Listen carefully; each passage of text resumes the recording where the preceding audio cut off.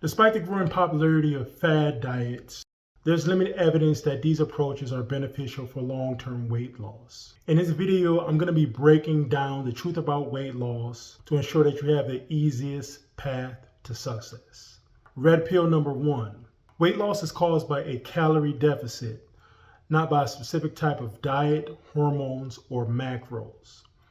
And this is supported by the first law of thermodynamics, which is about the conservation of energy. It means that in a closed system, the energy going in is going to be equal to the energy going out. This means that if a person is eating a specific number of calories to maintain body weight and they suddenly eat more than those calories, they would gain weight. But if that same person is eating a specific number of calories to maintain body weight and they were to suddenly start eating less, then the body will compensate by eating those deficits from their fat stores, which serves as their energy. And it's because of this first law of thermodynamics that you probably heard of those famous terms regarding weight loss, such as if you eat more than you burn, you gain weight. If you eat less than you burn, you lose weight. And if you eat what you burn, you maintain weight. And this holds true regardless of whatever type of diet you're doing, regardless of if you're doing intermittent fasting. It doesn't matter if you starve yourself or fast for 16 hours and then you go back to eating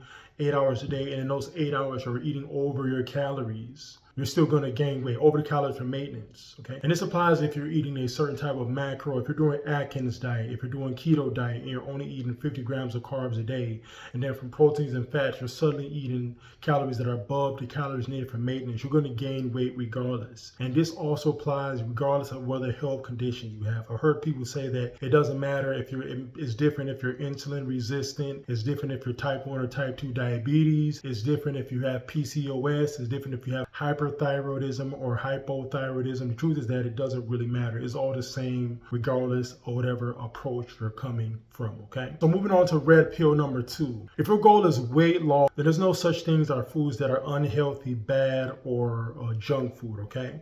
And this is really, really important because when people start to diet, they typically start by categorizing foods in very, very distinct categories. They like to say like, okay, this type of food is in black or white categories.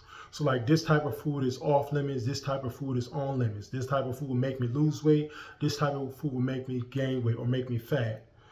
Okay, and there's a problem with that because the truth is that no particular type of food actually makes you fat. What actually makes you fat is an excess of calories, and this was discussed within discussion of the first law of thermodynamics. And we can actually support this by looking at cellular respiration, and cellular respiration, this is pivoting to biology. The fate of every macronutrient is exactly the same, whether it's proteins, fats, or carbs, all of them are exactly the same.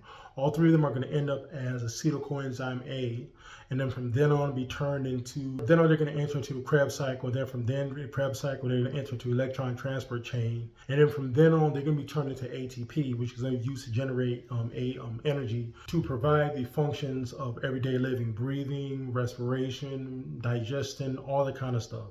So it doesn't really matter if the fate of every single macronutrient is the same. Then it doesn't actually matter what you're eating, as long as you're equating for proteins and calories, okay?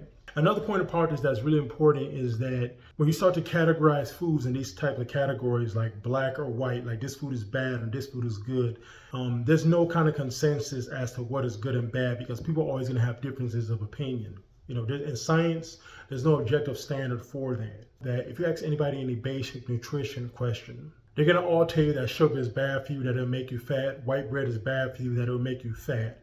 Okay, ice cream is bad for you and it'll make you fat. But if you look at it, oranges actually have more sugar in it than white bread. And Halo ice cream has less sugar in it, but more protein in it than oranges. So by that kind of criteria, Halo ice cream, vanilla bean flavor, and white bread is technically more healthier than oranges, which are naturally occurring fruits and vegetables. So you kind of see the dilemma there. That's the kind of problem that happens when you start to categorize foods in these type of categories. There's no consensus, okay? Red pill number 3, and this one is very, very important. The best diet for you is a diet that you can do for the rest of your life. That's very important. The best diet for you is a diet that you can do for the rest of your life. I didn't say the diet that's the most nutritious or the diet that's the most healthy, because that's in a totally different category. And it took me a very, very long time to get this.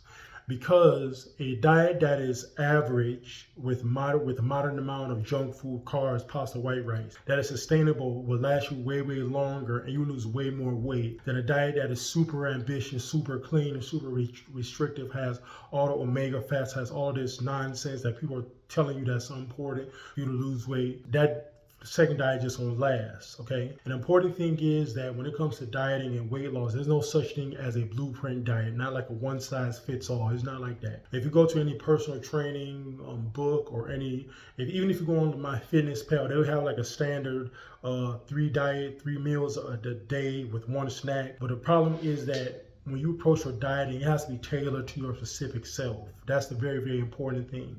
Your specific habits, your specific preferences, what you like, what you don't like, okay? Some people like to eat 1 meal a day because they're very, very busy. Some people like intermittent fasting. Some people like low carb. Some people like high carb. Some people like to eat cereal. Me, I never eat cereal. I just don't, because I just don't feel like it. Some people like to eat oatmeal for breakfast. Me, I only like French toast for breakfast. And even some people, when you tell them you're eating French toast and you're losing weight, they're going to think that you're crazy, you know? Some people like ice cream for breakfast. Some people like 5 meals a day. Some people like 2 meals a day. So your diet has to be tailored to your own specific preferences if you want it to succeed. And from that kind of experience, I've drawn on the knowledge that the best diet is the one that you're doing now, and the second best diet is the one that's closest to the one that you're doing right now. So that's the kind of what I've gleaned from that. Now, I'm not telling you to be unhealthy, but I'm just telling you that if you're trying to design a diet that will help you lose weight in the long run, make sure that you just take that into account, okay? All right.